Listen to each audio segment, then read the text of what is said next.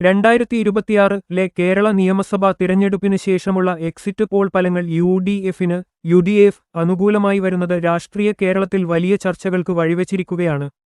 10 വർഷത്തെ ഇടവേളയ്ക്ക് ശേഷം യു.ഡി.എഫ് അധികാരത്തിലേക്ക് തിരിച്ചുവരുമെന്നാണ് ഭൂരിഭാഗം സർവേകളും സൂചിപ്പിക്കുന്നത്. ഈ ഫലങ്ങളെ താഴെ പറയുന്ന രീതിയിൽ വിലയിരുത്താം.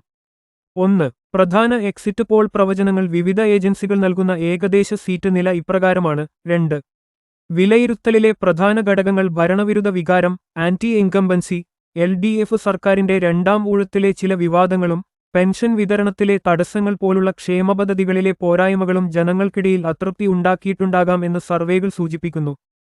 യു.ഡി.എഫിന്റെ ഐക്യം. കഴിഞ്ഞ തദ്ദേശ തിരഞ്ഞെടുപ്പുകളെ അപേക്ഷിച്ച് യു.ഡി.എഫ് കൂടുതൽ കെട്ടുറപ്പോടെ തിരഞ്ഞെടുപ്പിനെ നേരിട്ടതും വി.ഡി. സതീശൻ, കെ. സുധാകരൻ തുടങ്ങിയവരുടെ നേതൃത്വവും ഗുണകരമായതായി കരുതപ്പെടുന്നു.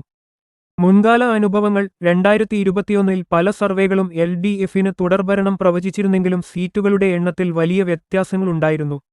കേരളത്തിലെ വോട്ടർമാർ പലപ്പോഴും തങ്ങളുടെ നിലപാട് വ്യക്തമാക്കാത്ത നിശബ്ദ വോട്ടർമാരായതിനാൽ അവസാന ഫലം മാറിയേക്കാം.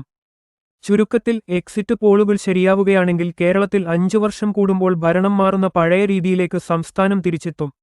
മെയ് 4-ലെ ഔദ്യോഗിക ഫലപ്രഖ്യാപനം വന്നാൽ മാത്രമേ യഥാർത്ഥ ചിത്രം വ്യക്തമാകൂ.